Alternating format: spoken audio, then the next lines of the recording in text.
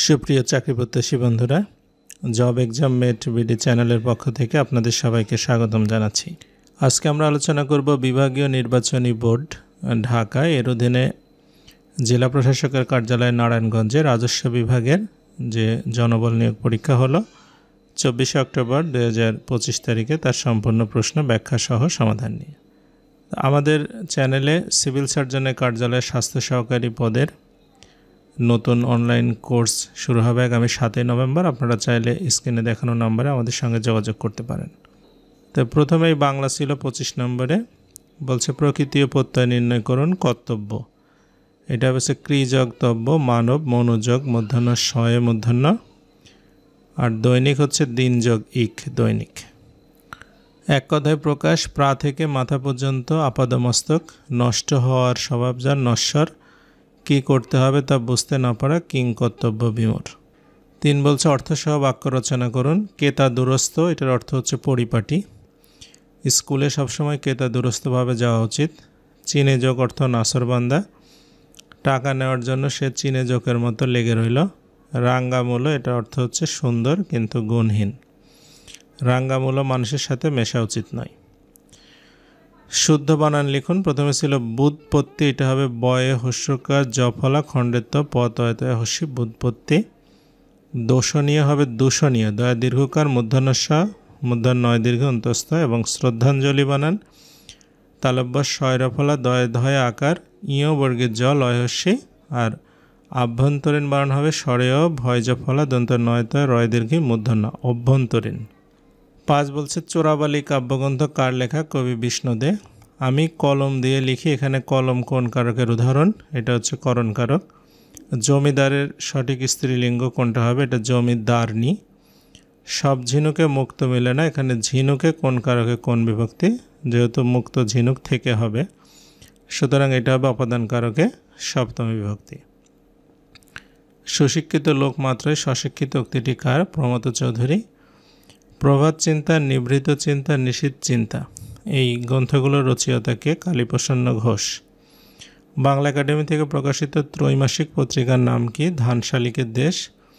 সর্বজনের বিশেষণ কোনটি? এটা হচ্ছে সর্বজনীন। রবীন্দ্রনাথ ঠাকুর তার কোন নাটক কাজী নজরুল ইসলামকে উৎসর্গ করেন? এটা হচ্ছে বসন্ত। সোনালী কামিন কাব্যগ্রন্থের রচয়িতাকে? আল মাহমুদ। এই ছিল 5 নম্বরে। 6 নম্বরে এসে বলছে একটি সামাজিক সমস্যার কথা বর্ণনা করে তার সমাধানের ব্যবস্থা গ্রহণের অনুরোধ জানিয়ে জেলা প্রশাসকের বরাবর একটি আবেদনপত্র লিখুন। তো এই প্রশ্নের পিডিএফ ফাইল আমাদের কমেন্ট বক্সে দেওয়া থাকবে, সেখান থেকে আপনাদের ডাউনলোড করে নেবেন, সেখানে এগুলো লেখা আছে। ইংরেজিতে চলে আসি। ইংরেজি ছিল 25 নম্বরে। প্রথমেই বলছে make a meaningful sentence with following words or phrase. প্রথমে ছিল আ হেয়ার্স ব্রেথ এস্কেপ, অর্থ হচ্ছে চুল পরিমাণ মানে নিরাপদ জায়গা, হ্যাঁ, অর্থাৎ হচ্ছে অল্পের জন্য বেঁচে যাওয়া। He had a hair's breadth escape when he car skidded off the road, মানে যখন সে গাড়ি চাপার থেকে সামান্য চুল পরিমাণ নিরাপদ জায়গার কারণেই সে বেঁচে গেল আর কি। আ ম্যান অফ ওয়ার্ড, এটার অর্থ হচ্ছে এক কথার লোক, মানে যে কথা দিয়ে কথা রাখে, প্রতিশ্রুতি পালন করে। Rahim is a man of word, he always keeps his promises. 3 বলছে আর টার্ন কোট, এটা অর্থ হচ্ছে কি যে নিজের যে দল আছে, ধর্ম আছে, এগুলো যারা পরিবর্তন করে, মানে বিশ্বাসঘাতকতা করে, তাদেরকে বলা হয় মানে টার্ন কোট। যে এটার বাক্য রচনা হবে হচ্ছে betraying his friends he proved himself a turncoat. এরপর বলছে a wolf in sheep's clothing, মানে হচ্ছে ওল্প মানে নেকড়ে, কিন্তু পরে আসে হচ্ছে আপনার শিপের ক্লথ, মানে ভেড়ার পোশাক আর কি, অর্থাৎ মানে দেখতে ভদ্রলোক হলেও শয়তান মানুষ আর কি, মানে ছদ্মবেশ ধারণ করে থাকে। The fraudster is wolf in sheep's clothing pretending to be kind, মানে সে হচ্ছে ভান করতেছে যে সে খুব দয়ালু, কিন্তু সে শয়তান। অল অ্যান্ড সানড্রি, এটার অর্থ হচ্ছে সকলেই। The festival was open to all and sundry rich or poor, সবার জন্য ফেস্টিভ্যাল উন্মুক্ত। তারপরে অল গ্রিক, অল গ্রিক মানে হচ্ছে দুর্বোধ্য, যেটা বোঝা যায় না, হ্যাঁ। The instructions are all Greek to me, I couldn't understand a word. তারপরে ছিল অ্যাট দ্য 11th আওয়ার, এটার অর্থ হচ্ছে শেষ মুহূর্তে, they completed the project at the 11th hour.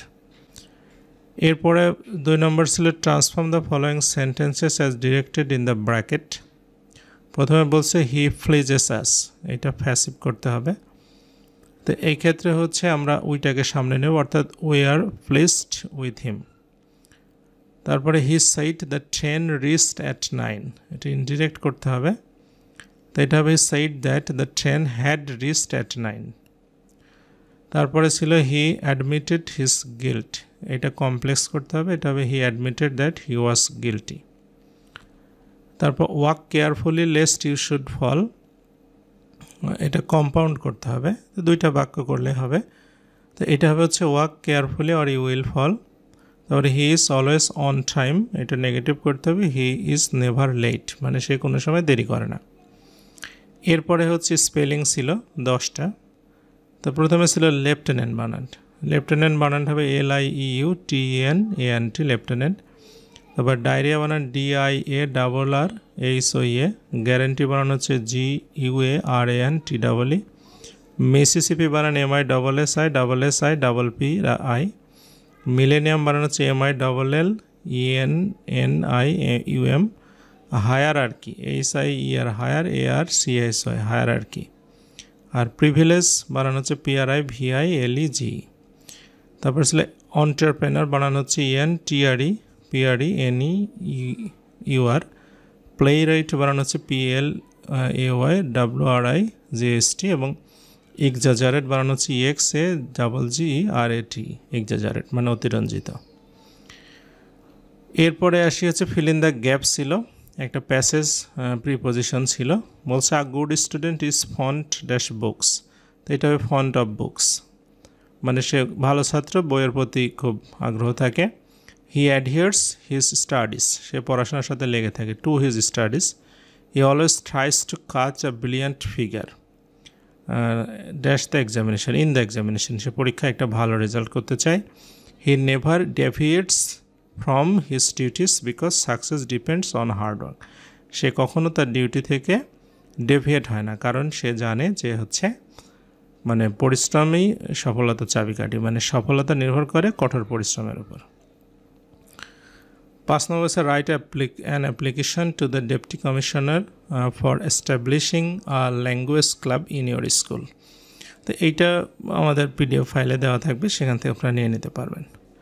এরপরে আমরা সাধারণ জ্ঞানে চলে যাব। 20 নম্বরের সাধারণ জ্ঞান ছিল। প্রথম প্রশ্ন বলছে জাতিসংঘের সংস্থা IPCCর পূর্ণরূপ কি, এটা হবে হচ্ছে inter governmental panel on climate change. 3 zeros তত্ত্বের প্রবক্তা কে, ডক্টর মোহাম্মদ ইউনুস। কুসুম্বা মসজিদ কোথায়, এটা নওগাঁতে। শালবন বিহার কোন রাজবংশের কীর্তি, এটা দেব রাজবংশ। মালদ্বীপের প্রধান ভাষার নাম কি, দ্বিবেহী। সোয়াস অফ নো গ্রাউন্ড কি, এটা হচ্ছে বঙ্গোপসাগর একটি খাদ। আধুনিক অলিম্পিকের প্রবর্তককে, ব্যারেন পিয়েরে দা কুবার্তো। বাংলাদেশের বর্তমান অ্যাটর্নি জেনারেলের নাম কি, মোহাম্মদ আসাদুজ্জামান। 9 বলছে বাংলাদেশের একটি জীবন্ত জীবাশ্মের নাম কি, রাজ কাঁকড়া। বাংলাদেশের জাতিসংঘে সদস্যপদ লাভ করে 17 সেপ্টেম্বর 1974 সালে। ন্যাচারাল প্রোটিন এর কোডের নাম কি, এটা P49। বাংলাদেশ প্রথম বিশ্বকাপ ক্রিকেটে অংশ নেয় কত সালে, এটা হচ্ছে 1999 সালে। তারপরে কম্পিউটারের প্রধান প্রিন্টেড সার্কিট বোর্ডকে কি বলা হয়, মাদারবোর্ড। প্লটার কি, এক ধরনের আউটপুট ডিভাইস, মানচিত্র প্রিন্ট করার কাজে ব্যবহার হয়। মৌলিক পদার্থের ক্ষুদ্রতম কণা যা রাসায়নিক প্রক্রিয়ায় অংশগ্রহণ করে তাকে বলা হয় পরমাণু। কম্পিউটারে কাজ করার গতিকে হচ্ছে গতির এককে ন্যানোসেকেন্ড। এরপর বলছে কম্পিউটারে বাইনারি সংখ্যা পদ্ধতি কোন 2টি সংখ্যা ব্যবহার করে, 0 এবং 1। GUI এটার পূর্ণরূপ কি, গ্রাফিক্যাল ইউজার ইন্টারফেস। একটি কিবোর্ডে ফাংশন কি কয়টা থাকে, 12টা। H323 প্রোটোকল সাধারণত কী কাজে ব্যবহৃত হয়, এটা হচ্ছে VoIP, voice over internet protocol. এরপর আমরা গণিতে চলে যাব।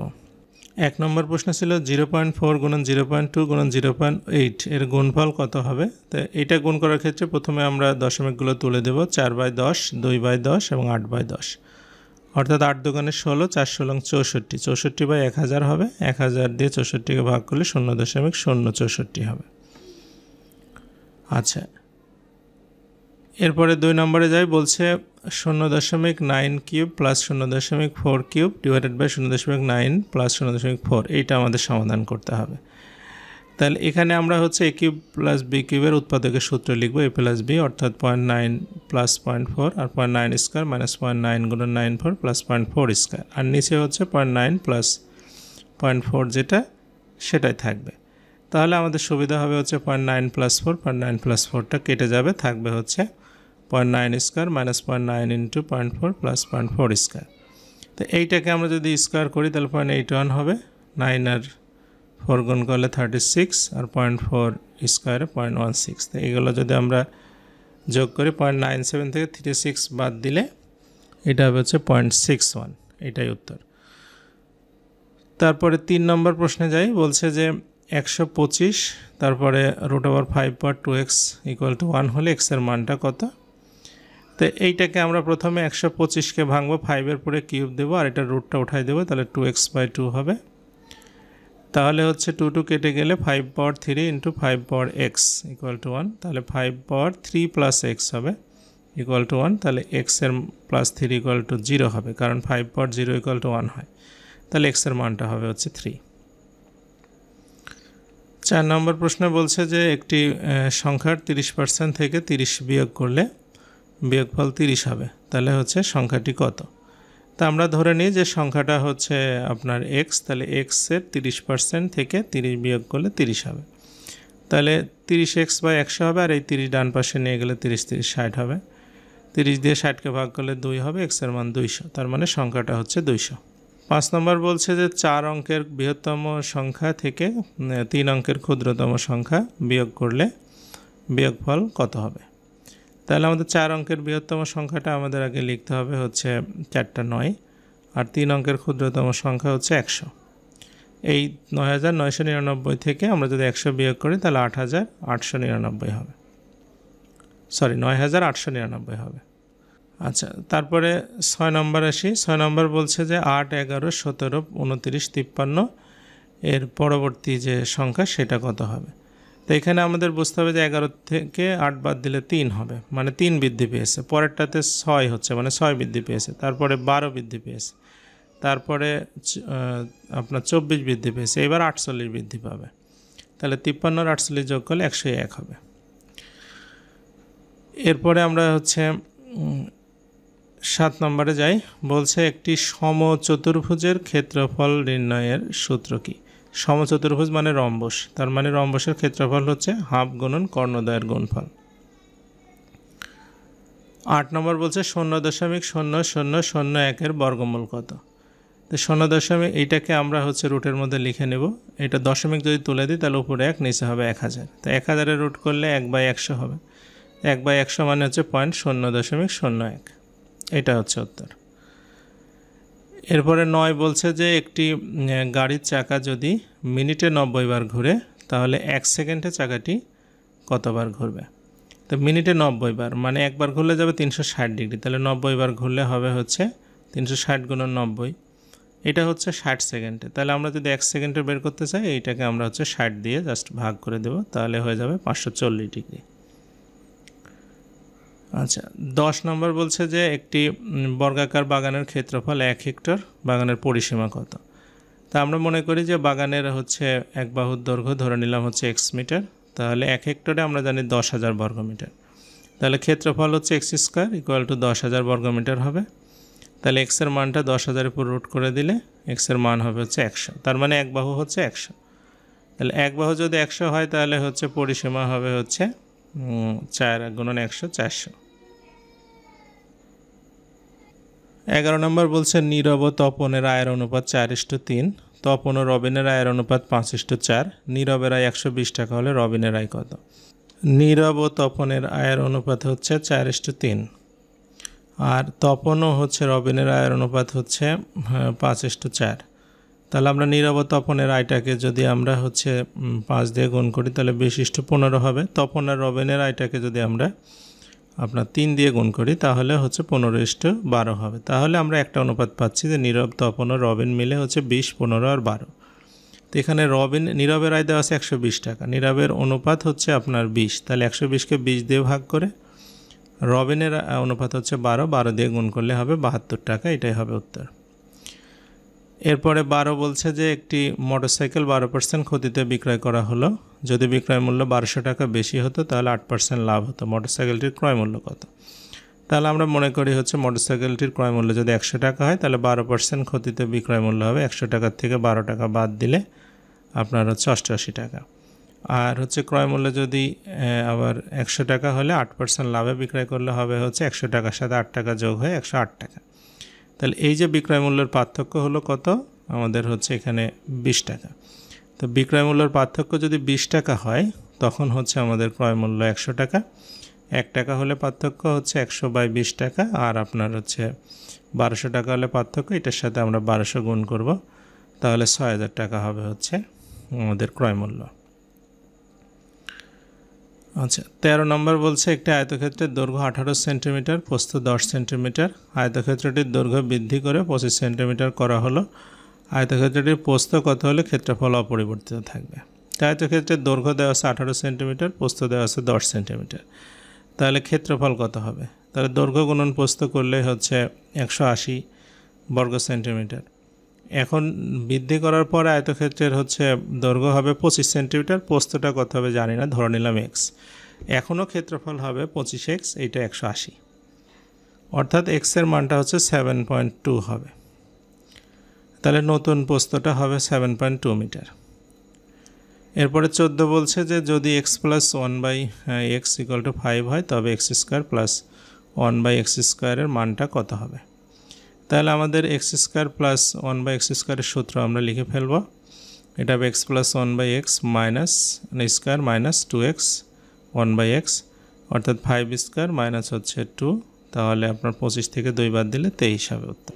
তো এই ছিল আজকের প্রশ্নের সমাধান।